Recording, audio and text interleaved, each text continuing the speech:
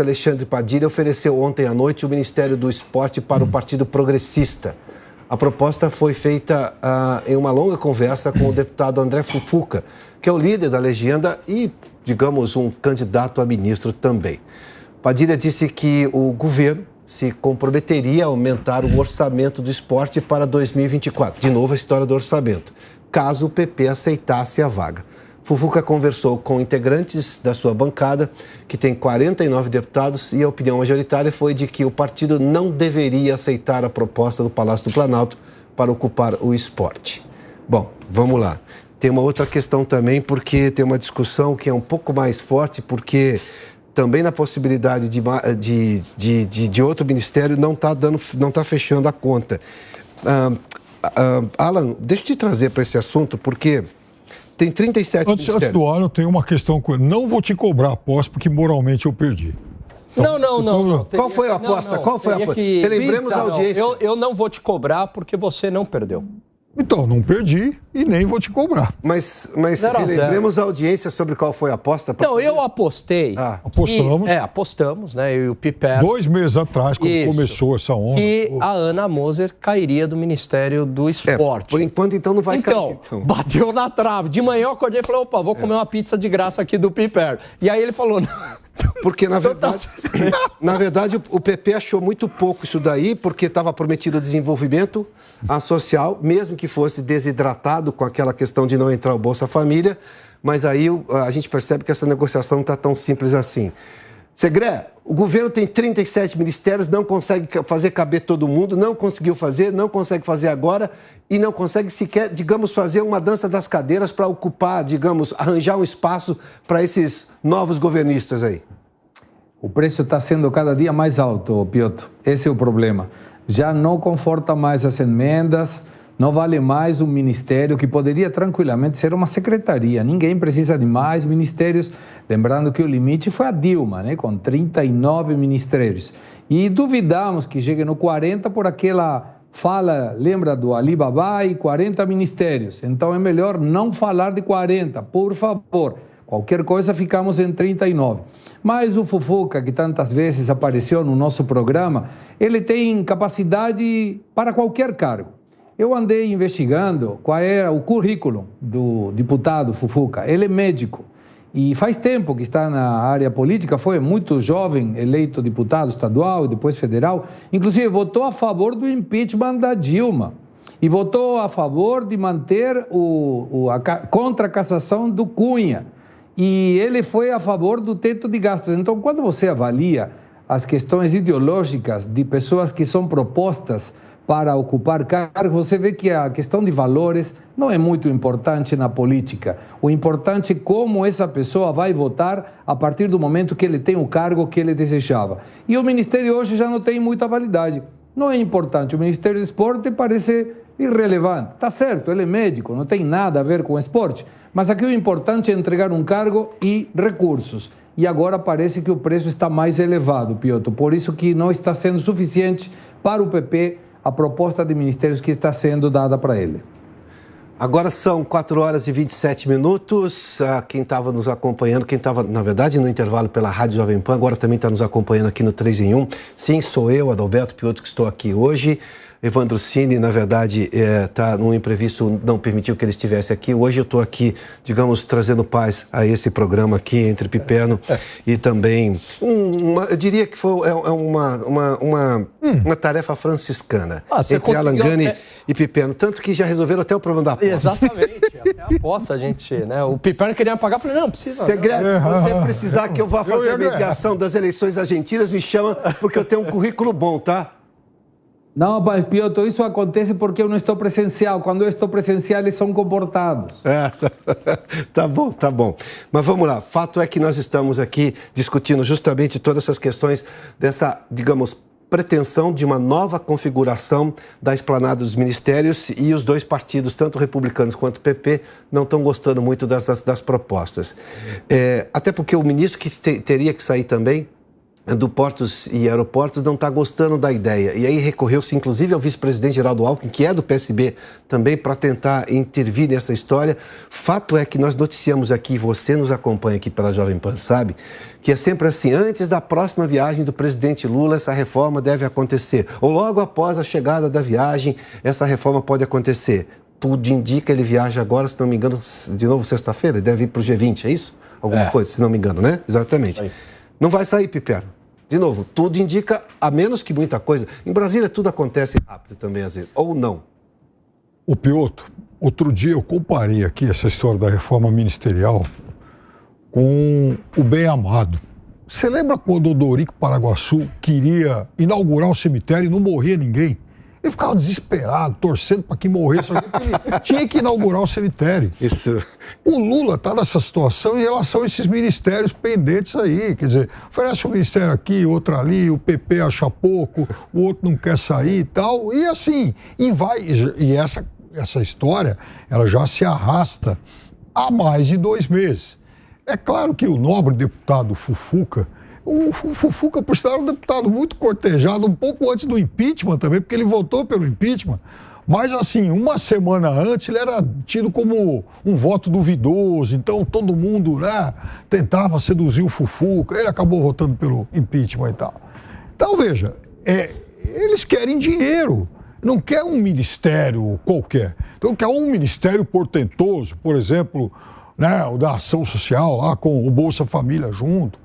Agora, um ministério qualquer, o Lula falou na semana passada em arrumar lá, um ministério da micro e pequena empresa. Micro e pequena empresa, que também é micro e pequeno orçamento, ninguém vai querer um negócio desse aí. No caso dos portos e aeroportos, há que se entender que porto é um tema muito sensível ao ministro Márcio França. Ele é da Baixada Santista, ele quer continuar palpitando e negociando nisso aí. Então, ele não vai sair de lá para qualquer outro ministério também.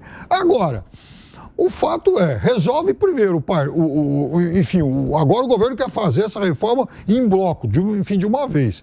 Eu acho que deveria, de novo, fatiar isso aí. Resolve a questão dos republicanos, garante pelo menos esse. Por tabela, causa um incômodo aí para o governador Tarcísio, que é o partido dele, e deixa a história do PP, do Fufuca, do Arthur Lira, para resolver na volta da viagem. Hein?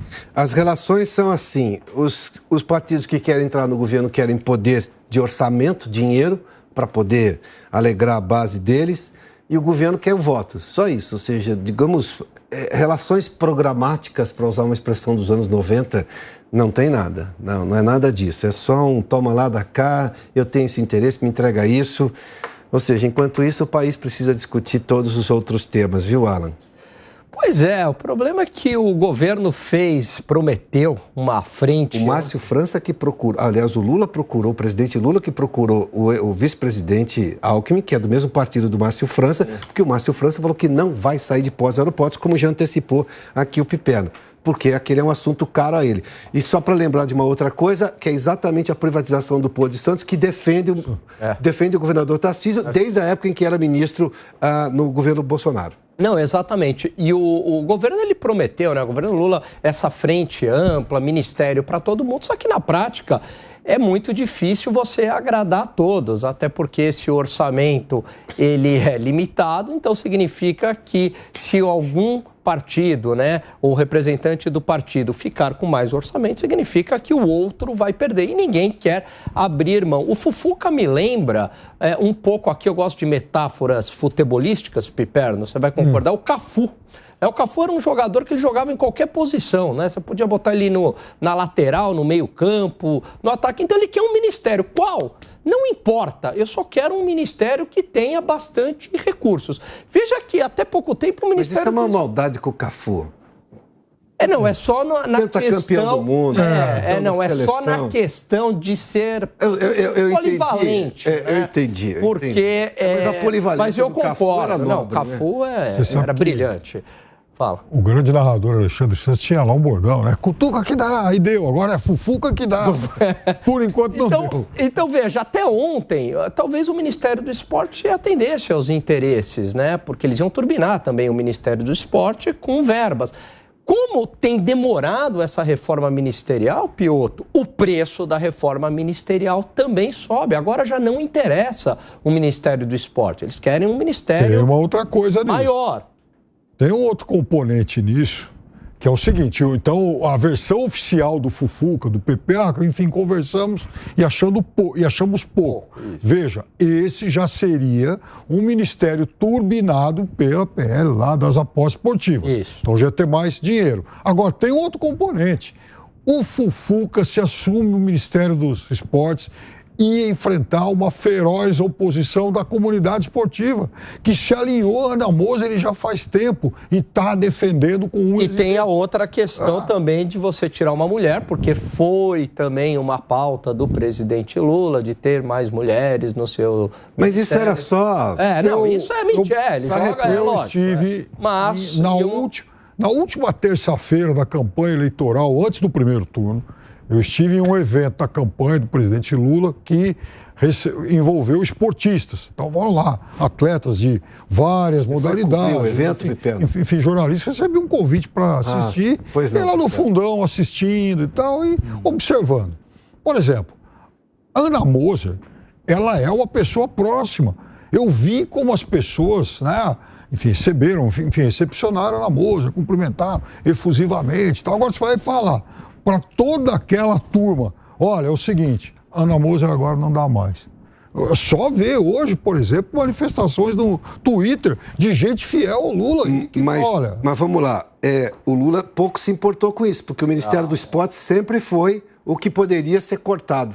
A preferência dele por Ana Moser, colocada como ministra lá atrás, a gente percebeu que isso era um mero detalhe para a presidência da República. Mas 2 meses e meio atrás ela já era tida como uma cabeça cortada e continuou. E teve pressão. Não, eu nem estou questionando competência, a aderência que ela tem no mundo do esporte. Longe disso, não é isso. Eu só estou olhando para o lado do governo. O governo colocou isso como, se tem que entregar alguns anéis aqui, que sejam esses aqui. Não, e Piotr, se o Fufuca ou o PP, né, Arthur Lira, tivesse aceitado, o Lula teria rifado.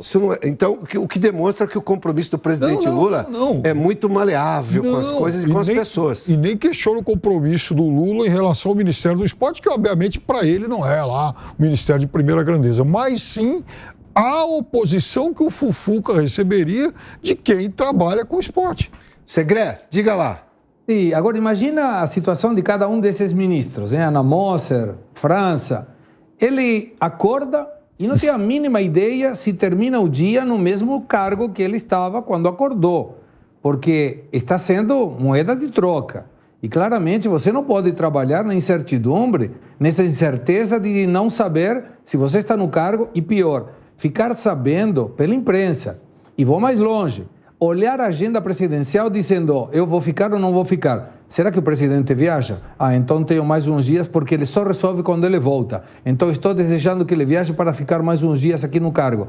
É uma coisa muito desgastante para qualquer pessoa, imagina para um ministro. Agora, tem uma expressão nos Estados Unidos que é o segundo mandato de um presidente reeleito, quando ele está no final, pato manco, acho que é isso? Pato manco.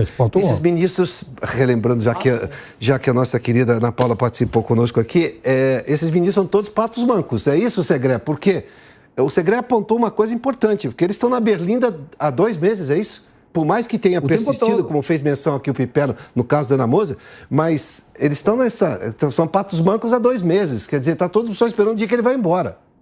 E vou mais longe, Piotr. Imagina as pessoas que trabalham com ele, ou que estão negociando algum projeto com ele, dizendo, para que eu vou perder tempo com França, com Moser, se eu não sei se amanhã vai estar no cargo? Então tudo esfria, tudo demora, e é uma questão muito ruim para a pessoa não saber se ela está aí. E pior, como fica o currículo da pessoa quando você estava ocupando o cargo e você se gabarita, né? Dizendo, eu estou me gabando porque eu estou ministro. E trocam por uma pessoa que não tem a mínima qualificação para ocupar o lugar em troca de quê? De votos no Congresso. É lamentável.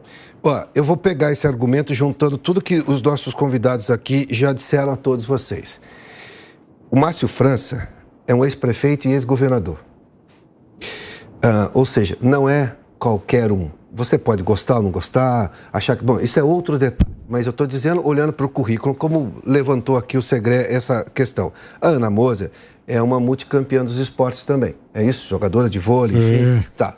Ou seja, tem currículo, você pode gostar ou não gostar. Bom, isso são outros assuntos, outros temas, e aí as pessoas são livres, porque nesse país eu espero a democracia ainda reine, né? A liberdade de expressão sobretudo, mas você tornar essas pessoas descartáveis, tratá-las como patos mancos dentro dos ministérios para os quais elas foram escolhidas lá naquele momento do começo do governo, é um desrespeito da presidência da República, do Palácio do Planalto, lá da sala do presidente com essas pessoas, em que pese o fato de o governo estar preocupado em construir maioria, trazer partidos que não estão na base para votarem com o governo, que isso é da política e aí precisamos saber se é um interesse republicano ou é meramente um interesse de um troca-troca de favores ou de verbas e por aí vai, que aí já é outro assunto e nós já debatemos isso agora.